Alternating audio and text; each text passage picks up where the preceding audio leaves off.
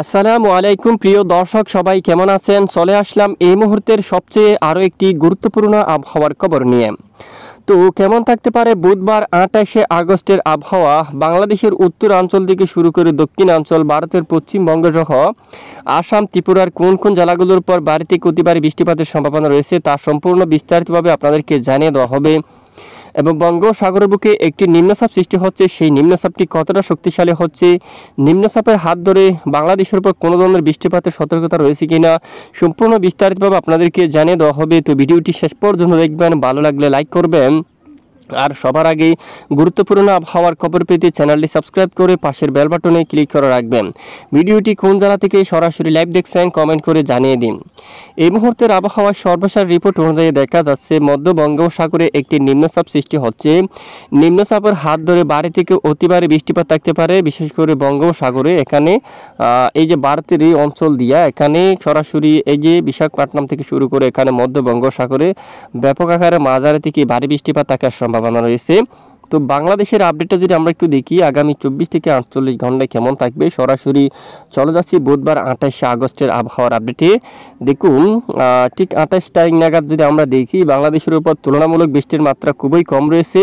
সিলেট বা রাজশাহী এখানে সামান্য কিছু কিছু এলাকায় বিক্ষিপ্ত বৃষ্টিপাত থাকতে পারে, সাথে এখানে দক্ষিণ সমুদ্র অঞ্চলে বা চট্টগ্রাম বিভাগের দু এক স্থানে, খুলনা বরিশাল বিভাগের সামান্য কিছু স্থানে বিক্ষিপ্ত বৃষ্টিপাত থাকতে পারে, বাকি অঞ্চলে বৃষ্টিপাতের সম্ভাবনা নেই। এবং এদিকে রাতে কিছুটা পাহাড়ি অঞ্চলে আলীকদম অথবা তানচি, এদিকে দেখুন এখানে কিছুটা যে মায়ানমার থেকে শুরু করে এই অঞ্চলের দিকে কিছুটা বজ্রসহ বৃষ্টিপাত তৈরি হওয়ার সম্ভাবনা। বাংলাদেশের বেশ কিছু এলাকায় দেখুন আকাশ পরিষ্কার থাকতে পারে, রৌদ্র জলমল আবহাওয়া থাকতে পারে, আপাতত তেমন বৃষ্টিপাতের সম্ভাবনা নেই। পরের 29 তারিখের আগস্টে যদি আমরা একটু দেখি, সামান্য বিক্ষিপ্ত কিছুটা বৃষ্টিপাত থাকতে পারে দেশের উত্তর বা মধ্য কিছু কিছু অঞ্চল জুড়ে। আপাতত ভারী বৃষ্টিপাত থাকার সম্ভাবনা কিন্তু খুবই কম রয়েছে। তারপরও এখানে পরের 72 ঘন্টায় কিছুটা ভারী বৃষ্টিপাতের সম্ভাবনা উঠে আসছে, বিশেষ করে হবিগঞ্জ অঞ্চল দিয়া এবং বানিয়াচং, শালা, পেঞ্চুগঞ্জ অঞ্চল দিয়া, ব্রাহ্মণবাড়িয়া, আগরতলা এই অঞ্চল দিয়া, মাধবপুর এবং নাসিরনগর এই অঞ্চলে, তারপর এখানে কুলিয়ারচর, ভৈরব এবং এখানে দেখুন প্রত্যেক গ্রাম অঞ্চলের আপডেট কিন্তু দেখাচ্ছি আমরা।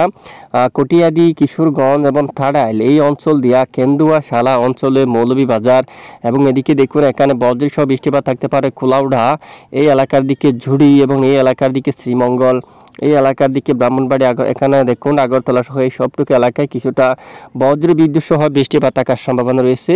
আপাতত বাকি অঞ্চলে বৃষ্টিপাত থাকার মতো তেমন সম্ভাবনা কিন্তু উঠে আসেনি, শুধু দেশের উত্তর পূর্বে এখানে কিছুটা বজ্র সহ বৃষ্টিপাতের সতর্কতা কিন্তু উঠে আসছে। এখানে মধুপুরও রয়েছে, সিরাজগঞ্জ, টাঙ্গাইল, তারপর এদিকে ধামবাড়ি, সরিষাবাড়ি, গাজীপুর, রায়গঞ্জ, শ্রীপুর, কাপাসিয়া এবং গাজীপুর, টঙ্গী এই এলাকার দিকে কিছুটা বজ্রসহ বৃষ্টিপাতের সতর্কতা উঠে আসছে, মূলত পরবর্তী 72 ঘন্টার মধ্যে।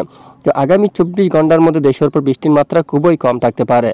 তো এ হচ্ছে মূলত আজকের সংক্ষিপ্ত গুরুত্বপূর্ণ আবহাওয়া রিপোর্ট। এতক্ষণ আমাদের সঙ্গে থাকার জন্য ধন্যবাদ।